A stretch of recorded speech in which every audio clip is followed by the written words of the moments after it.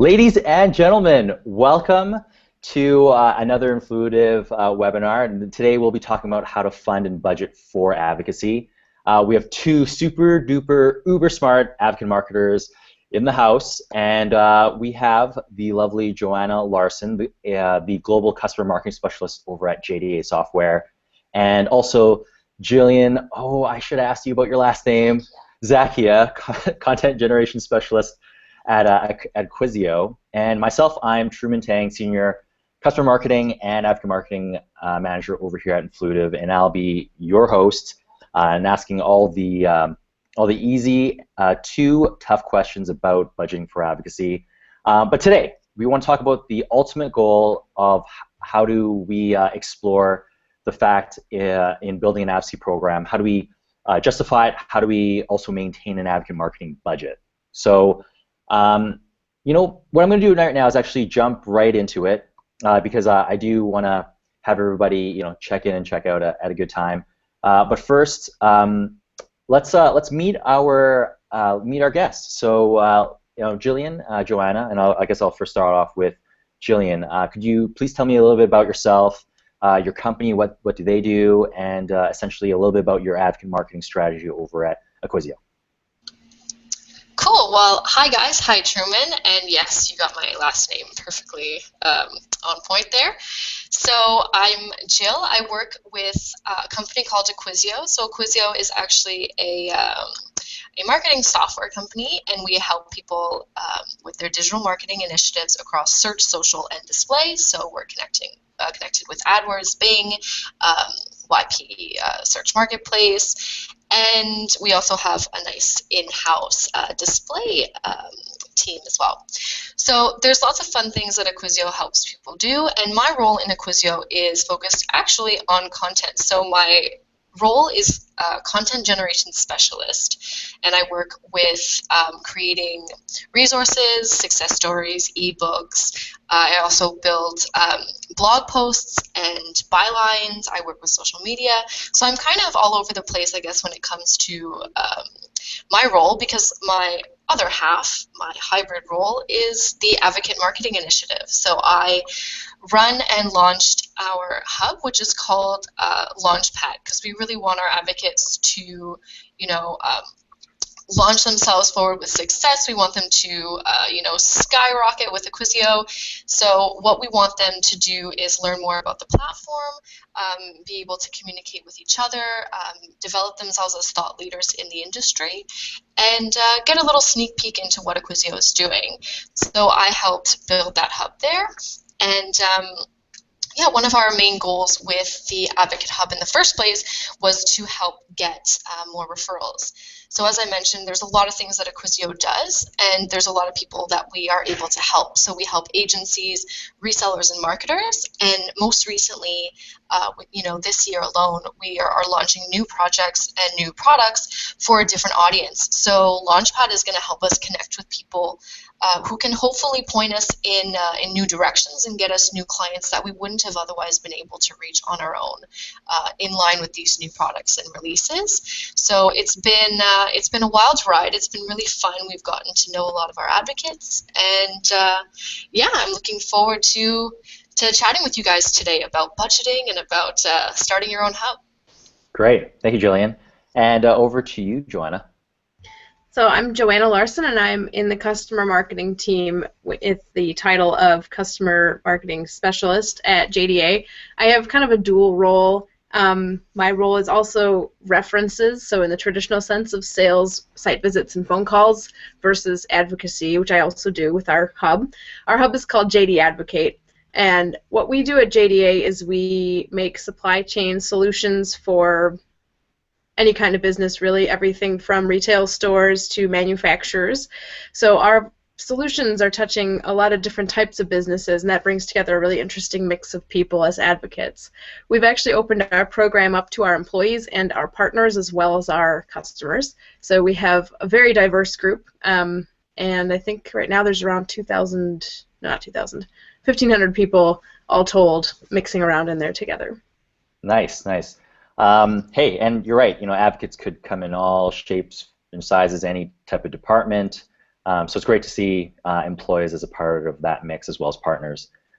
So yeah, like we're going to talk about something sensitive for some people. We're going to be talking about budgeting, and it's great to know about your company's advocate marketing strategies because hey, the only way to justify any type of spend, any type of budget is what is the goal in mind? How are we going to reap any return, and why should we be spending money on something like an advocate marketing program? So let's talk about when you were in that budgeting planning process, and I'll first start off with you, Jillian. Where did you plan to get budget from when you had the idea of, hey, we should start this advocate marketing program? Sorry there, a bit delay in my microphone, but no, yeah, the budget came from the marketing team because this is run entirely by the marketing department, including myself, and at the time it was the VP of marketing who actually approached the team with this idea and approached me with the new role. So I think that when it came time to budgeting for something as large and meaningful as this, we compared it to a user summit. You're willing to spend, upwards of $50,000 to get all of your users together, to really educate them and share new information with them. So this was a way that we could do something very similar, but on a long-term basis. So rather than spend it all in one day, we were able to budget as we would for a summit, which is also covered by marketing, for this type of initiative. So it was entirely by the marketing team. Right. So you took a look and compared, like, hey, where are all of our spends in certain buckets, and what would make sense, from a customer touch point perspective, because that was your ultimate idea. And you said, hey, events is one way, but this program is another way. Let's see what budget we can shift over, and it looks like the team got bought into that. Exactly, yeah. I mean, every year, or even more than that, every month you decide different initiatives, different campaigns that you can run in the marketing team to really move your business forward. And so this was another initiative that the VP at the time had come up with. Mm-hmm. So I think that it made a lot of sense. He was able to get everyone on board with it, and we definitely have learned a lot from everything so far. So I think so far so good. Love it. Love hearing that. And what about you, Johanna? How's it look over at JDA? So in our case, the budget was actually sort of a stroke of luck in the way that everything came together. We happened to be just learning about advocate marketing and Influitive at the same time that we had just gotten a new CMO, and it was our good fortune that he was definitely on board and all about advocacy, and he was already familiar with Influitive, so it really helped us to sell the concept to him, and it was even easier then for him to use that executive buy-in and help us to find the money somewhere for an important initiative like this.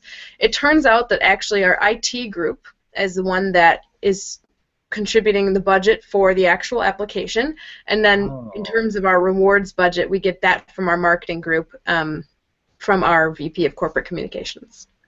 Interesting. So the software itself comes from the IT budget, and reasons for that is it normal for your MarTech stack to be under an IT budget? Yeah, I think that's kind of what they were thinking, is they wanted to keep all those decisions in the same bundle probably, and have the same oversight. Okay, and if you were to do any type of ad spend, that would be, from a different bucket, solely from the marketing team. Got it. That's really insightful. I personally didn't know that that's a very different type of grouping that we have over here.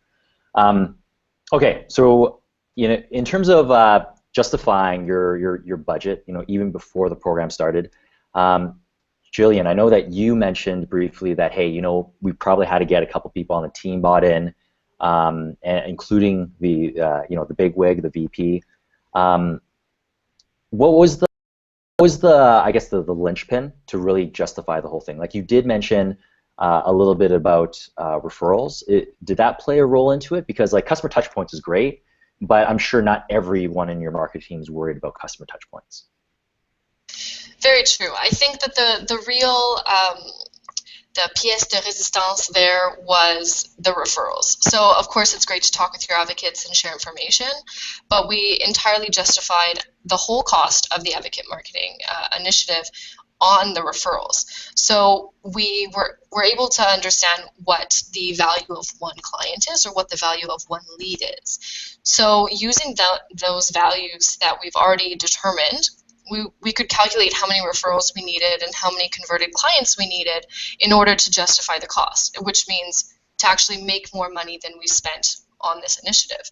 So that was entirely looking at referrals. So we counted how many we would need, and then once we get to that point, we know 100% that this definitely surpassed, our ROI was positive. But there's a lot of other things that come into play with the hub as well that we hadn't originally accounted for, including reviews, testimonials, success stories, content, social shares. All of those things also have a value. But that value wasn't actually calculated in our initial calculations. And it's interesting having run the hub for close to a year, because we see that those values actually have brought in leads on their own. They have a very high value as well. So when it came in terms to justifying, we saw that the number of converted clients that we needed was very, very realistic, because we have a monthly recurring revenue. We offer a service, so it's not just, we sell the product one and done. And so with that monthly revenue, one sale can amount to a significant amount of money for our company. So getting only a handful of referrals was relatively realistic for us. So we thought, why not? Like this seems pretty almost like a safe bet. And when you pile on top of it all of the other good stuff that you get that I mentioned, referrals and testimonials, then that's an added value that we didn't even calculate. So I think, when it came time to justifying it, the VP of marketing, who is now the CRO, so Chief Revenue Officer, so he definitely knows what he's talking about, was able to outline very clearly what we needed, the numbers that we needed to attain, and the value for each referral and converted lead. And there we go. We were able to get everyone on board, and we launched with those goals in mind. Right. And I like the fact that, yes, you start off with one main goal that you wanted to strive to achieve, and then you worked with, I assume, whoever at the time that was trying to help implement the program into your company on the return aspect, and everything else that you mentioned about reviews and testimonials. That just kind of like was the icing on the cake, where, hey, if you got any, that'd be fine, and you did. You got more than what you expected. Yeah, definitely, and it's actually it's interesting because we hadn't had a lot of reviews before. We never did any initiative or campaign to try and get reviews before, so everything that we had was entirely organic. And so once we started using Influitive, we were able to generate quite a few referrals on G2 Crowd, for example. And then once our ratings improved, once we had more people sharing their experiences, more content for people to read, then we started getting leads through that as well. So people were asking to contact us through the referral networks, which again is something that we hadn't thought of or we hadn't accounted for. So we have additional lead source from there, and that's entirely all of the action that happened there comes from Influitive. So I think that's something that we can attribute as well, which was, again, not something that we foresaw. Yeah, that was the initial use case.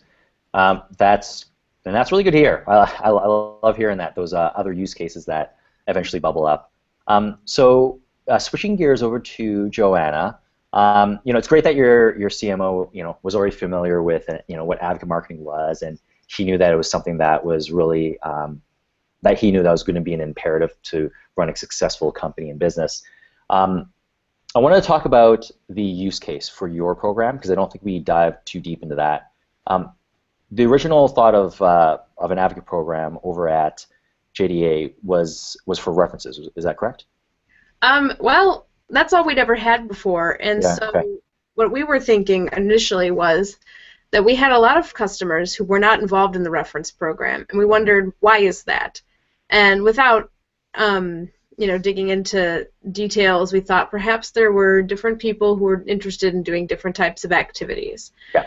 So we had a really great PR program that was just coming out as well under the leadership of the new CMO, And so we thought, let's try to put ourselves together and sort of partner more with them by doing more social engagement that we're not doing already with the reference program, which we fully intended to keep, and we are still running very much separately.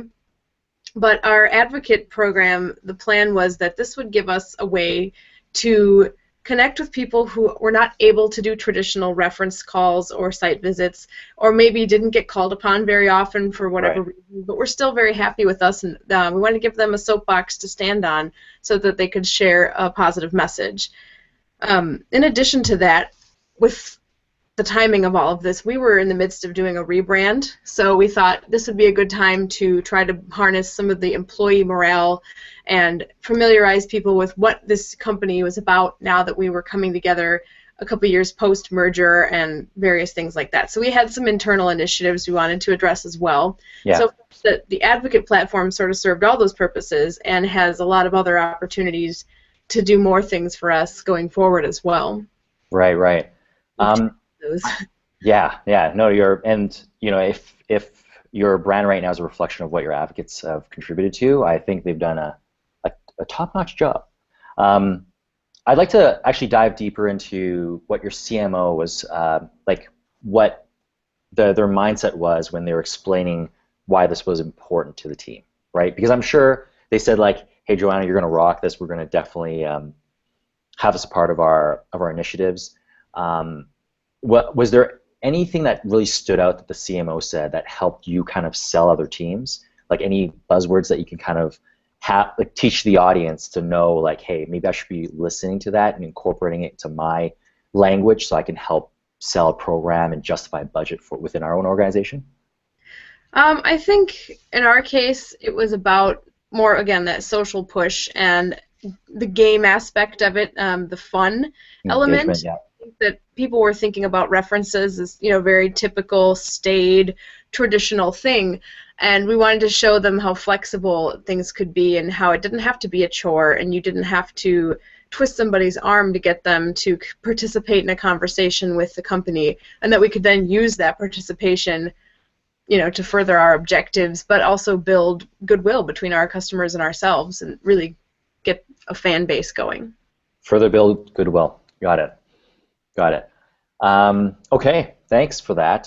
So we're going to continue on to the next question that we've been asked, which is, what do you include in your overall budget for your program? And I'll start off with you, Johanna, since I have you on the main screen. Sure. Because you obviously have the cost of the actual license or the program itself. Like, what else do you incorporate in that cost? So for us, like you said, we have the license cost of the actual platform, and that's something we don't have to worry too much about. It's once a year. Yeah. But then our rewards budget has gone through a couple of different phases of development and trying to figure out how to handle that more appropriately, especially with the employees being involved. We want to make sure that the money that we're spending, which of course is always limited, that's why it's called a budget. We wanted to make sure we were getting the most out of it without anyone sort of, I don't want to use the wrong word, but abusing the system. So because it's fun, it's so fun that people want to just go in and play, but we need to be getting something out of it too. So right, yeah. Initially, we didn't quite know what to spend or what to expect, so we did some projection based on our preliminary test group results to see what had people enjoyed getting out of our reward catalog and what did they not really care about so much. We did do a challenge surveying people, asking what did they like to see in the reward catalog, what did they hope to see in the future. And based on those responses, we chose to offer some items from our online store that has our branded company items like mugs and shirts and things. And those things sort of pay for themselves in a way because we do charge on the online store, and employees can go out there and buy something whenever they want. They don't have to earn a reward. So it does cover the cost of production, to a certain extent, but that's not a very expensive reward for the company to be offering. The other thing, of course, we use Tango cards for gift cards, and those are pretty popular too. So we do have to have some sort of budget. And we took our initial, results of what was popular with being Tango cards and gifts from the online store, and we sort of said, okay, if we're planning to grow, let's pad this number by like 2/3 and make that our projection to be our quarterly spend. And I keep track of that every month, or every quarter, I should say. And I make sure we don't run over. And if we do run over, then we say, oh, we've reached our cap. Please come back in a week or whatever when the quarter rolls over, and we'd be happy to fulfill your reward. Yeah. And that way we have to kind of keep an eye on things. But that's what we've been doing so far with managing the rewards piece of it. And those are our the costs, really. Yeah, yeah. So just as review, basically the platform cost and rewards. I like to call it a recognition budget because, yeah, sometimes you just want to recognize them. Sure. In terms of the swag, is that already like a line item preset in your yearly budget? Because as you mentioned, like you already have some mugs that are already created, maybe some hoodies or T-shirts.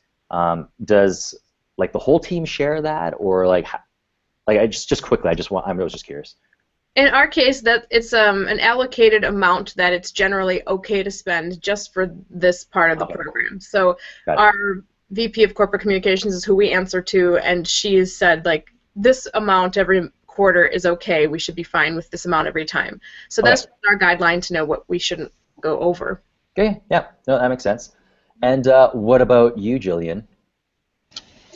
I guess mine's very, very similar. I think my hub is most likely younger than Joanna's, so we have the cost of influitive and we also have the cost of rewards to take into consideration. But also because it's a young hub, there's only me who's working on it, and my role is hybrid, so I'm also working on content and I'm working on the advocate marketing. So because my job and my salary, I guess, is mainly content, it's not something that we would count towards this. But if we were to grow and if we had a team, then the salaries of the team members would most likely be counted as well.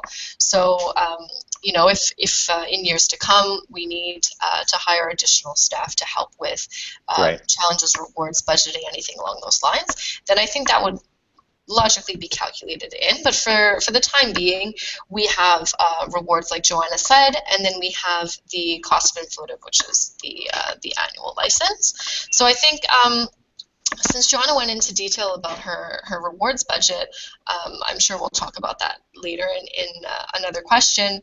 But yeah, when we first launched the program, we also came up with the reward budget at the same time. So before we had any advocates, before we had any rewards built, we decided well in advance what we felt we were capable of spending for the year, or per month.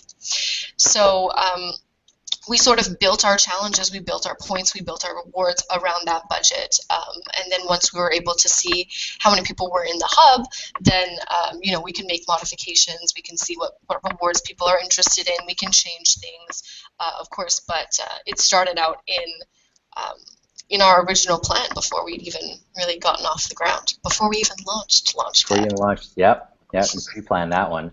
Well, yeah, let's talk about it then. So you already pre-planned it.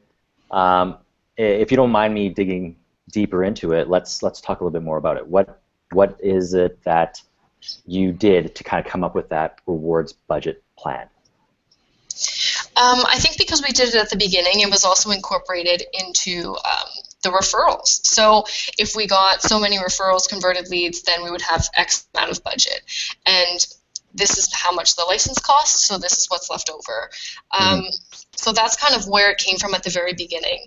And then we had to adapt once we see that people are in the hub. We actually found that our initial budget was more than we needed. So we had calculated, I think, twice as much as we actually spent per month. So then with the extra money that we have, if you can call it extra money, but with the money that we didn't actually spend that was allocated for monthly rewards, we tried to use it in different ways. So for contests, initiative, welcome bonuses, and perks for people who have done things that have been exceptionally helpful. So people who have written success stories, people who have made social referrals, since social referrals aren't really counted the same way that regular referrals are. Right. And people who, again, win contests or are exceptionally active. We also had the Advocate of the Month, which we started a bit later on once we felt more comfortable with budget, and we were able to give people who were helpful and who completed either a variety of tasks, like they were very, very active, or they did very specific tasks that were very meaningful. Mm-hmm. And then we would give them a little perk or a prize if if they were the advocate of the month. So I think budget has been something that and I would imagine anyone with an advocate hub has to constantly think about and constantly adapt to, because the people in your hub will want different things. They always want variety. Even if one reward does well for the month of June, it doesn't necessarily guarantee that it's going to do well for the entire year. So it's always fun to change the rewards around, to try and change the amount of different rewards. So if you're using a lot of tango cards, you don't want to just have everything be $20 or $50 or $100. You want to play around and see. We found that lower cards, people get more excited about them, and they usually redeem the higher cards. So they'll be more active, and you would think that they would want to redeem maybe multiple of smaller amounts, but I think that as we've learned, people like to go for the bigger ones, and so we get a lot of action, and we don't have to redeem too many little prizes all the time. So that's been something that's really interesting. Maybe for a certain advocate, months would go by and they hadn't redeemed anything, and then they'll redeem something later on that has a higher value. Things like iPads or something similar. Yeah. So that's also been interesting to budget as well, because you might have 1 month where you're giving away 5 iPads, and you might have 1 month where you're only giving away, a few lower value gift cards. So it's taking the fluctuation into account and making sure that everything hits under budget has been interesting. Yeah, yeah.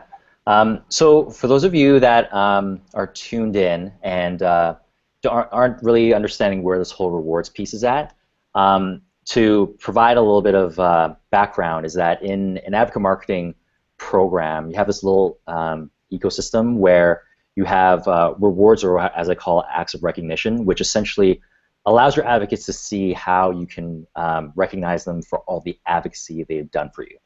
I know we've been talking a lot about rewards budget, meaning like actual tangible goods, but a lot of our customers, including both Johanna and Jillian, don't necessarily always place in hard goods. They may be swag, right? Company perks, or they may be other intangible things like maybe a LinkedIn recommendation, or maybe a chance to be featured in a article on your blog as well. So when planning for that, and it seems like you two have done some really good calculations on it, you can always factor that into it as well. But hey, that's just my 3 cents. We're gonna continue moving on into our next question, and I'll start with you, Johanna. How has your budget adjusted or changed over time? So after you've seen all these fluctuations, and you've been doing this for quite a while. Yeah, I think almost like 2 years now that I've been running this hub, and I think that what we've really learned is, I mean, of course, there are seasonal slumps and things like that, like over the summer, people just go on vacation and aren't participating as much. And then around the holidays, they'll start thinking about how many gift cards they can put in other people's stockings, so they start hammering the rewards a lot more. Things are busy. So for us, we have the same quarterly budget every time, so we don't want to lose what we've been given. We always want to make sure, use it or lose it kind of thing. So we will do things like run a points raffle or some sort of contest, maybe to amp up excitement, get people earning points and then burning points if we think that nobody's really doing anything. A lot of our advocates are also the ones who are the most active and our best advocates tend to really save up their points. And I don't know if that's because they're holding out for something big, or they just don't really necessarily feel like they need to be redeeming things in order to get value out of the system, which is great. So what we could also do with some of those is say, this person's been helping us a lot. They've been in the hub all the time. They're amazing, but they're not getting any rewards, redemptions. So then we might start perking people if we have some budget left over, just to say, hey, thanks for doing this. You're really awesome. Or just sending them a note that's really personalized. That's what's nice about looking at people's wish list items as well. And then we've also been trying to do the same as Jillian and change the rewards from time to time so that it stays fresh and that people, get a variety of options. We've done some surveying, like I said, on what do they want to see. At our annual user conference this year, we actually asked our reference customers in particular, if you were an advocate, like what kind of things might you want to be rewarded with? So we're starting to see more trends toward big ticket items like conference passes and things like that. So we have to think about changing how we can do that. Those are pretty good. Those are pretty good. Thanks, Johanna. And what about you, Jillian? It's so funny that Johanna mentioned how her most active or her best advocates don't actually redeem too often, because we've noticed the exact same phenomenon in our hub.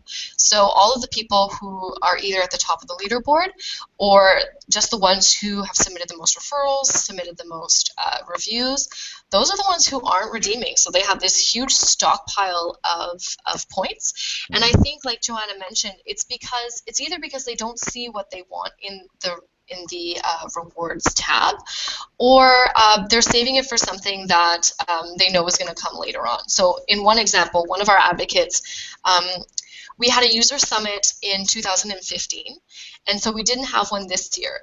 But we weren't sure at the beginning of the year if we would have one or not. So we had mentioned in our hub that they could redeem points for passes for the event whenever it was to occur. So we weren't sure if it was this year, next year.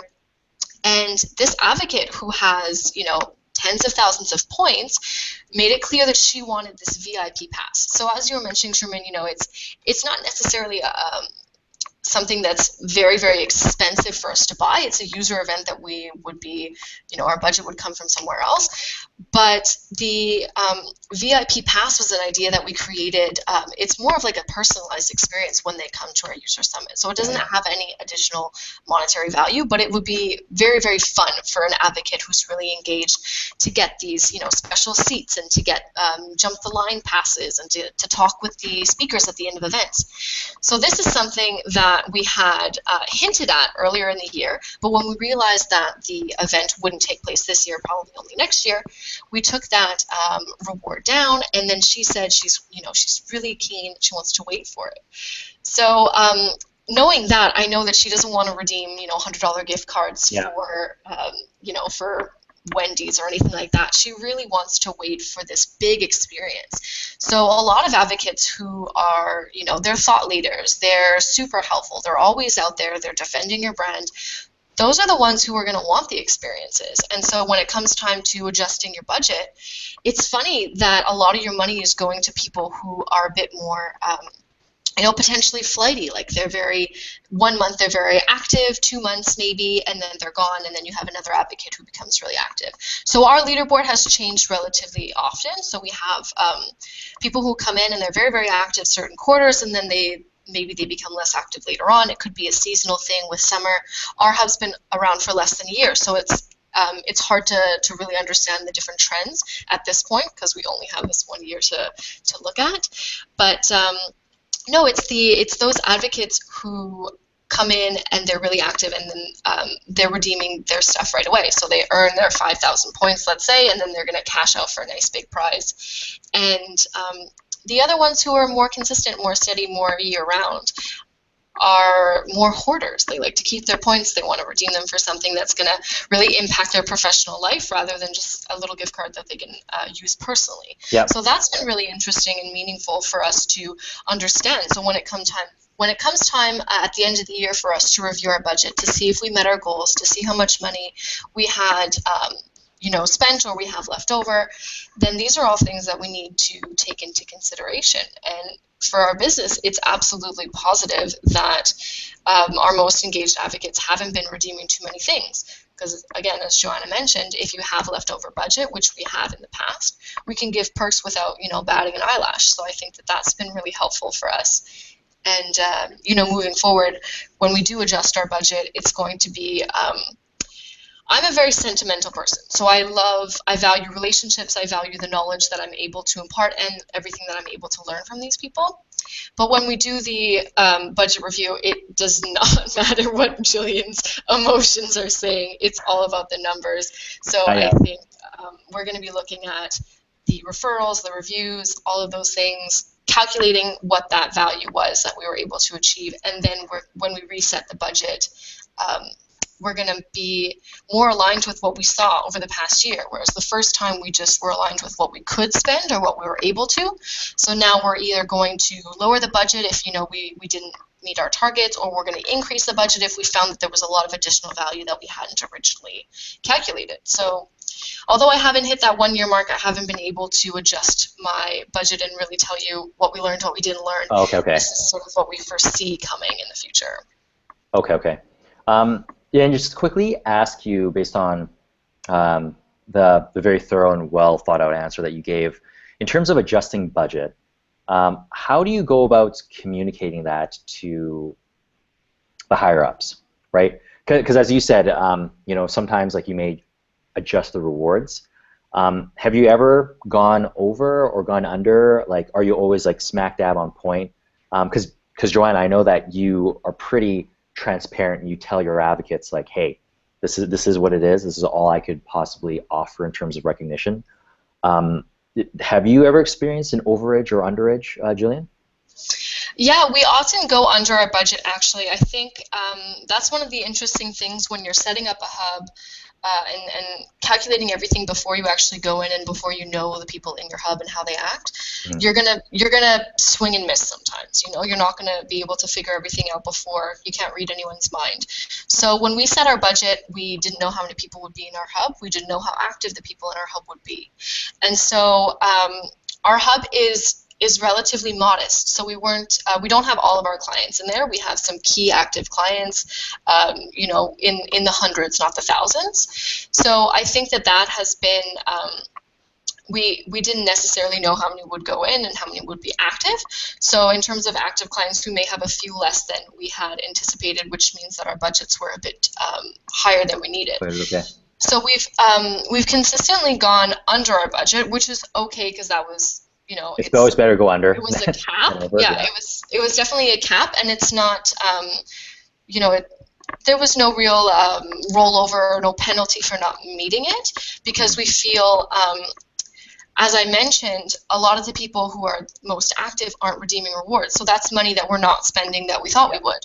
So it's not necessarily a bad thing that we're going under our budget, although it does mean that we need to think about why people aren't spending. In one example, we have a lot of international clients who use the platform. So if we have rewards that are tango cards for American stores or online businesses that don't ship to the countries that they're from, then people aren't redeeming. And that took me, a month or so to realize, hey, our people who are in Latin America or people who are in, Asia, they're not redeeming anything. I wonder why. So I had to talk to them. I had to ask them straight out. They told me, oh, well, you don't have, I'm worried that you're not going to ship to my house if I order an iPad, or I can't use an Amazon.com card because it's difficult for me to get shipping. So those are the things that we learned, and again, it took us a bit of time. So the first few months, maybe we didn't have as many rewards redeemed as we thought we would. Yep. Later on around Christmas time, it wasn't a huge peak like we had expected. So I think that there was a lot that we needed to learn, and going under our budget it's not ideal because you want everyone to be maximizing the hub, you want everyone to be enjoying coming back, but it has to do with points as well. So in case anyone's listening for Influitive, the rewards are associated with points, and usually if you have a certain amount of points that you accumulate by doing different tasks, so whether it's writing testimonials or sharing a link on Facebook, then all those points are accumulated and can be transferred for rewards like gift cards or products or experiences. So I think that in terms of the points that we set at the beginning, we were very scared that people would redeem too often. We were scared, like Johanna mentioned, that they would maybe take advantage of the hub. So we set the point value a bit higher than was recommended, I guess, or that we had seen in other examples. Just to see how it would turn out, and then you slowly iterated and refined as you went. Yeah, and I think that first impressions are pretty important, though, so it's important not to put the points too high because then people will be turned off and they'll feel like they can never redeem anything. So yeah, we've played around with those points, but points really had an effect on us going under our budget. Okay. Great. Thank you. So we're closing in on our last few questions, and I wanted to ask Johanna, do you have any budget saving tips that you can share with the audience today? Yes, so actually Jillian reminded me of a good point. Many of our advocates are international as well, so shipping could be really costly, especially when we were trying to fulfill everything directly out of our online store for those items. So what we ended up doing, I mean, it was ridiculous. It was going to be costing us $80 to send a T-shirt to someone in India, and it was just outrageous because we have a lot of people in India as well as in Europe and in Mexico, so it was getting really untenable to be able to continue doing things that way. So we had some conversations internally, and we talked to some different departments, and we asked people, you know, what should we do, what do you recommend? And we had a couple of relief points that have really made a huge difference in where our money goes and how much more we're able to do for our advocates because of that. One of those things is that we changed the way we ship. So we have our vendor deliver them to our headquarters office because they're local instead of shipping directly. And then we can ship through our FedEx budget, which doesn't come out of my pocket. So that's kind of just a little trick that we've been using. And it makes things to everyone much faster as well. Yeah. The other tips we have are our HR group has actually offered to help financially for some of the employee rewards budget. So that's been a big benefit. And then they've talked with us about some ideas for intangible things that we can offer as well that, especially for employees, might have a big impact but might not be as expensive. One example being a pizza party for them and, you know, their team, which might be only a few pizzas, which isn't really that much, but it makes a lot of people pretty happy. So we've been looking at those kind of things. Smart. I love it. Just involving yourselves with other groups and saying how you can deliver value into them, and then have them say, yeah, why wouldn't we pick up the tab for this? Exactly. Yeah, clever. What about you, Jill?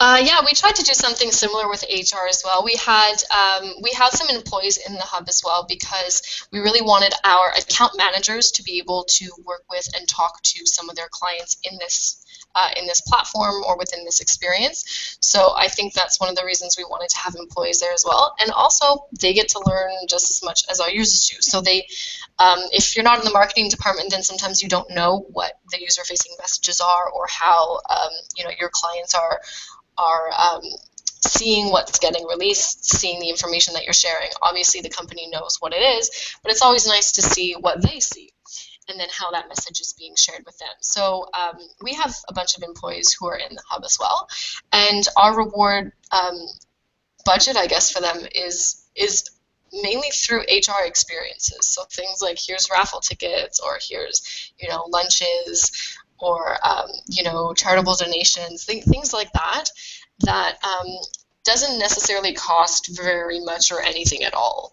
So we wanted to make sure that most or all of our budget was really on our clients, and that employees, yes, of course we want them to continue to be active, but the things that they can redeem, they have their own rewards view, so they have everything entirely separate for them, and different points, different offers. So the clients has been no, in terms of saving money for the clients, it's more about experiences, like I mentioned before. So we have to meet the demand.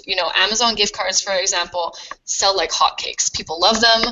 They are always really, really high in demand. So at one point, to try and reel her in and make sure not too many people were always redeeming the same rewards, we wanted to get more creative. We set a limit on Amazon gift cards per month. And when that limit was exceeded, there was a little bit of uproar, or people were quite disappointed that they didn't get their Amazon gift card at that point. So again, it comes back to the international thing. Sometimes there's really no other options for them, and if that one reward that was available for them is no longer there, then they're pretty disappointed. And you don't want your advocates to ever feel disappointed in your hub. You always want to make sure that they're happy, working towards some things, and they're super happy.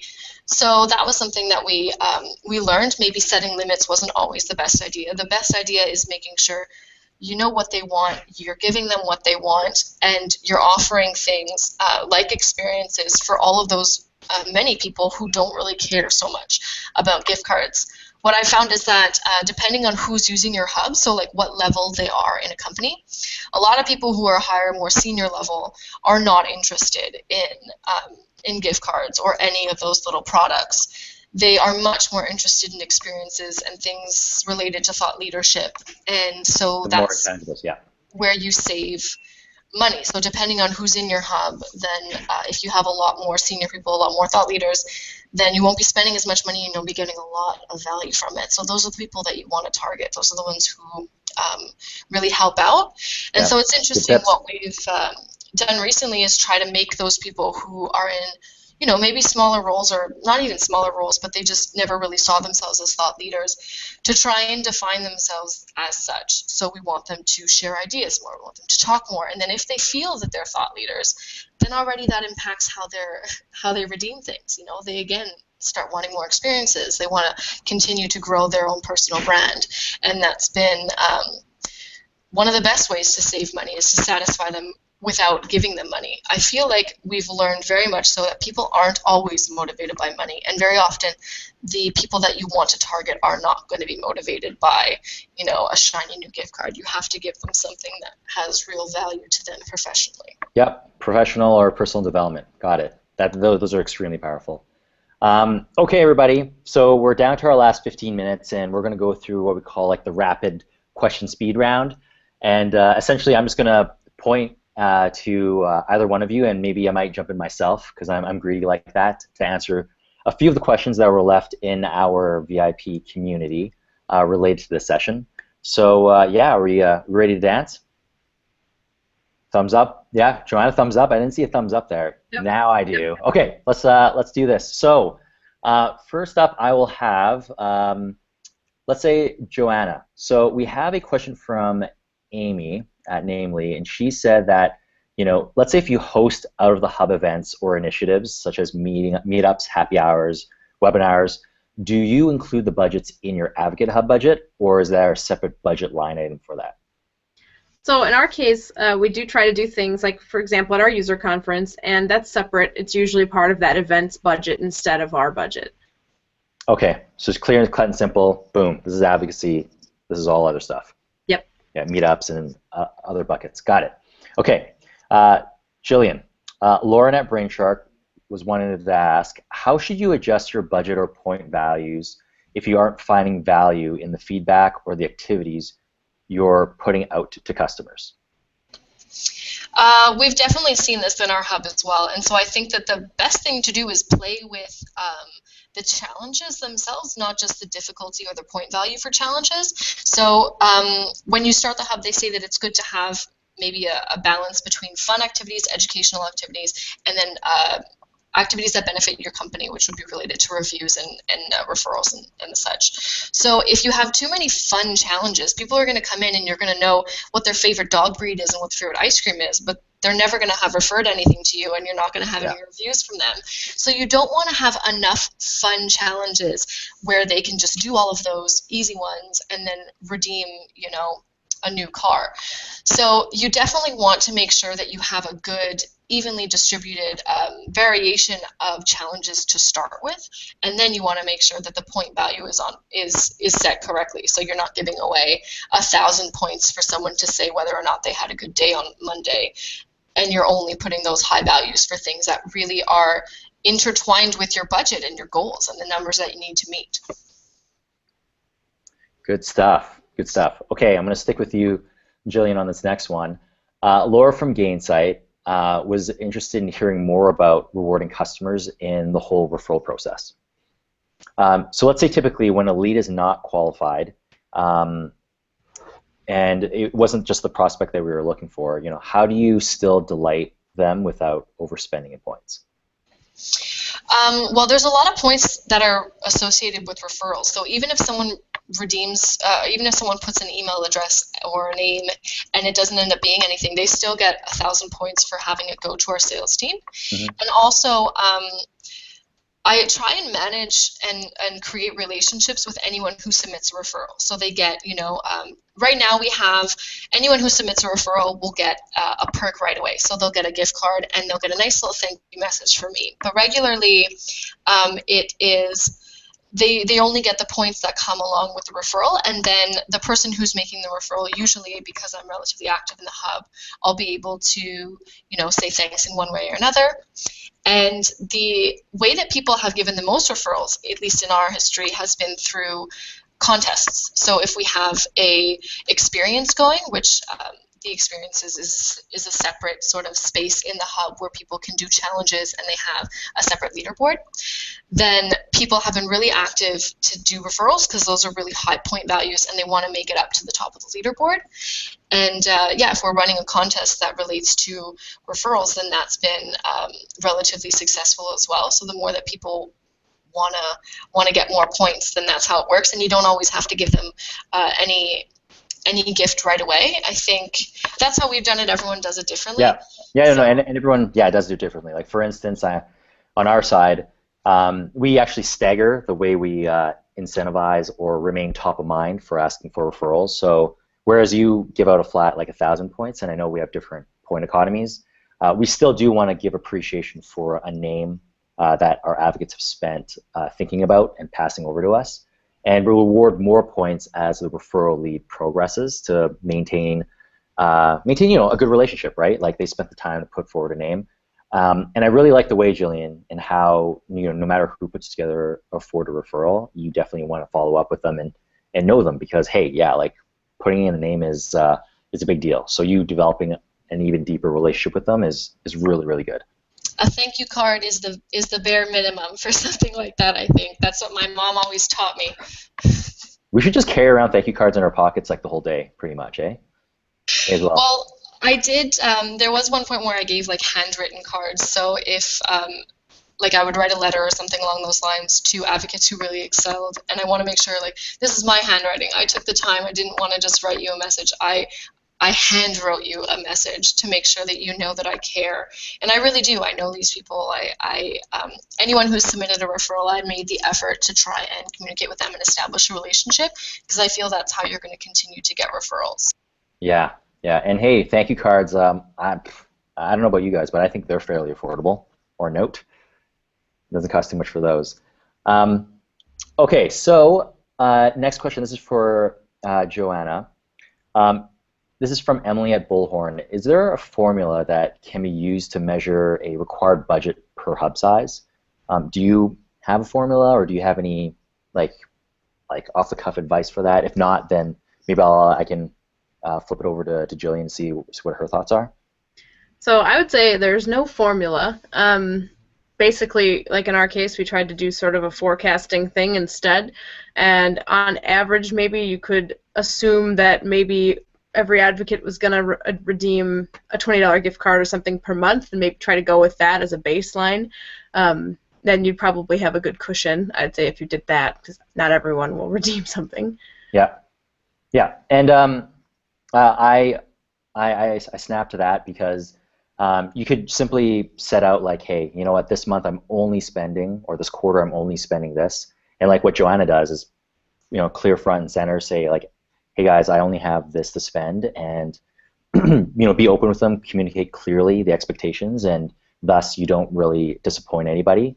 And the other way around is what Jillian mentioned is like, hey, if you know that you want referrals, and if you know that referrals close at a certain rate compared to other leads, how much is a referral worth to you, and then work backwards and figure out, okay, if we ran a program strictly on referrals, if we ran a contest, as she mentioned, how much could we possibly pay per name?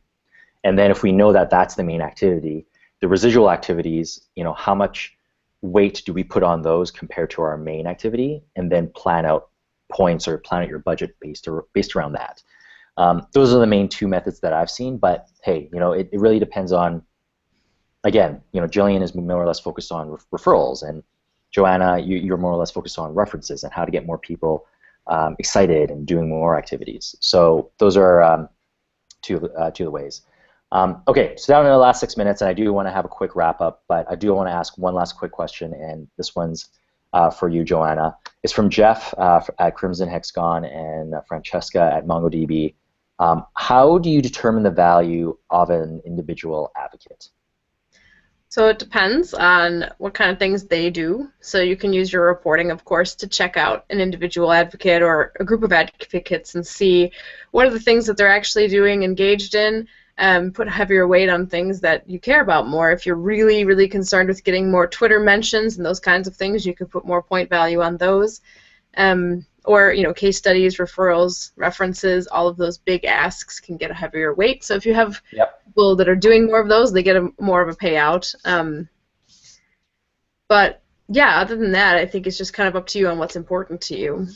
Got it. Got it. And what about you, Jillian? What are your 3 cents on determining the value of an individual advocate?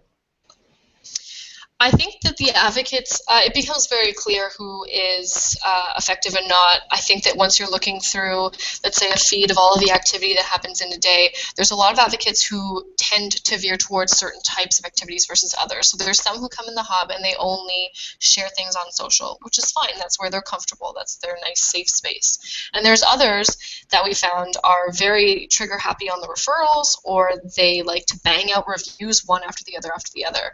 So people have different, I wouldn't necessarily value one over the other. I think that they all add up and paint a pretty picture together.